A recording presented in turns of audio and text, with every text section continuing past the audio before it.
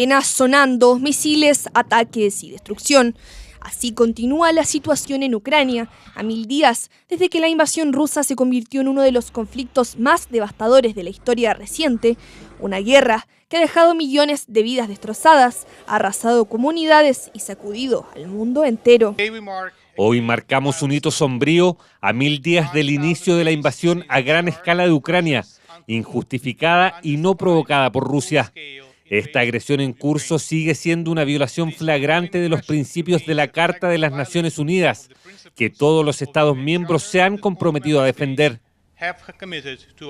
En el ideario, en la planificación inicial de Vladimir Putin y de su equipo asesor, la guerra iba a durar 4 días, iba a ser una guerra relámpago, iba a ser una guerra con un golpe fuerte hacia Kiev, con una aproximación desde Bielorrusia, que prestó su territorio para concentrar las tropas en ese lugar, con un fuerte apoyo de fuego desde la zona del Donbass y los sectores adyacentes en territorio ruso.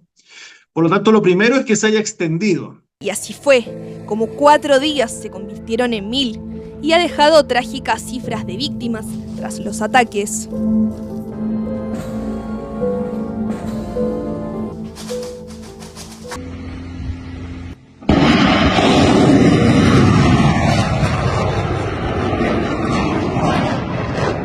El martes 19 de noviembre, Ucrania marcó el aniversario de los 1000 días, con un ataque inédito, el lanzamiento de 6 misiles balísticos de fabricación estadounidense contra territorio ruso.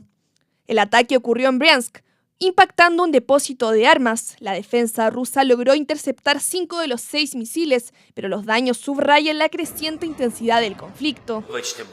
Ucrania tiene capacidades de largo alcance. Ucrania tiene drones de largo alcance fabricados en Ucrania. Ahora no solo tenemos un misil Neptune largo, ahora tenemos el sistema ATAK y lo usaremos en toda su capacidad. Ese mismo día, Vladimir Putin endureció la doctrina nuclear rusa, permitiendo el uso de armas nucleares en respuesta a ataques no atómicos respaldados por potencias nucleares, un paso que eleva el riesgo de una escalada. Mientras tanto, la población civil sigue pagando el precio más alto. En Ucrania, más de 14 millones de personas necesitan ayuda humanitaria según la ONU. 6 millones de refugiados han huido al extranjero, mientras que otros 4 millones están desplazados internamente dentro de Ucrania. Desde el inicio del conflicto, más de 11.000 civiles han muerto, incluyendo 500 niños, aunque el número real podría ser mayor, debido a la falta de acceso a zonas ocupadas por Rusia. Cerca del 50% de la población enfrenta vulnerabilidades críticas, con millones viviendo en pobreza extrema y en riesgo. Es sumamente difícil poder determinar con exactitud cuáles son las cifras y saber en qué fuente confiar, porque una de las variables que existe en esta ecuación de la guerra es precisamente la información. Por lo tanto, existe información diversa en cuanto a los muertos que han caído en combate, en cuanto a las bajas de heridos que han caído en combate, cuáles son la cantidad de tanques que se han dado de baja, cuáles son la cantidad de carros que se han dado de baja, cuánto armamento ha sido capturado, y así una serie de antecedentes que hacen sumamente difícil poder estimar, digamos, cuáles han sido las cifras reales. La infraestructura básica, como hospitales, escuelas y sistemas de energía, sigue siendo un blanco constante. El reciente ataque en Sumy, al noreste de Ucrania, dejó 11 muertos, incluidos 2 niños y más de 89 heridos. Tienes miedo por ti mismo y por tus familiares. Nos volvimos mucho más cautelosos. La situación en Ucrania es muy mala, por eso somos cautelosos. Pensamos que todo solo empeorará.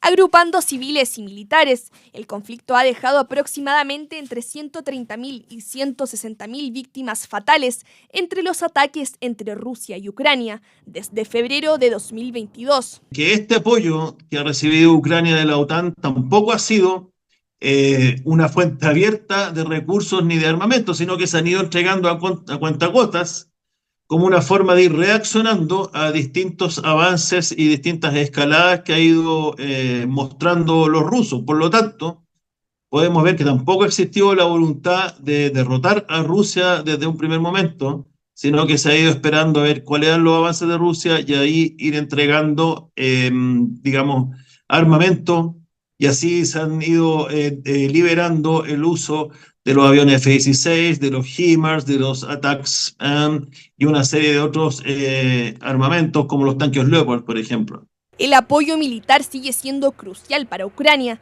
Estados Unidos ha destinado más de 64.000 millones de dólares en asistencia militar, mientras que Rusia depende de drones y municiones provenientes de aliados como Irán y Corea del Norte.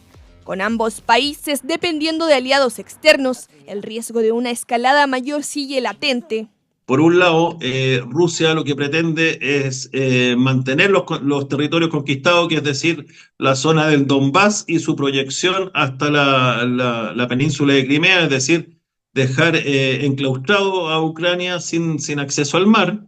Y por otro lado tenemos a Ucrania con el presidente Zelensky, que no acepta ni siquiera la anexión de Crimea por parte de Rusia. Y entra la otra variable ahora de qué va a realizar el presidente Trump una vez que asuma el poder, digamos, cuál va a ser el apoyo que le va a dar. Todos los analistas dicen, y yo concuerdo con eso, que la entrega de los últimos misiles por parte de Estados Unidos, el presidente Biden, fue consensuado con los equipos asesores de política exterior de Trump. Por lo tanto, lo que se está buscando en estos momentos es lograr una posición ventajosa para poder realizar unas negociaciones que sean un poco más favorables a Ucrania. Ahora, analizando crisis pasadas desde los documentos desclasificados, uno podría extrapolar la situación y decir que todas las voces de Occidente le están sugiriendo a Zelensky que es imposible que su país permanezca con las fronteras anteriores a la anexión de Crimea. 1000 días de guerra son un trágico recordatorio de la necesidad de permanecer decididos a garantizar que prevalezca el derecho internacional. Que prevalezca el derecho internacional no solo en Ucrania, sino donde quiera que sea cuestionado. Y se lo agradezco. 1000 días de guerra nos dejan un panorama devastador, pero también la oportunidad de reflexionar sobre el impacto humano del conflicto y la urgencia de buscar la paz.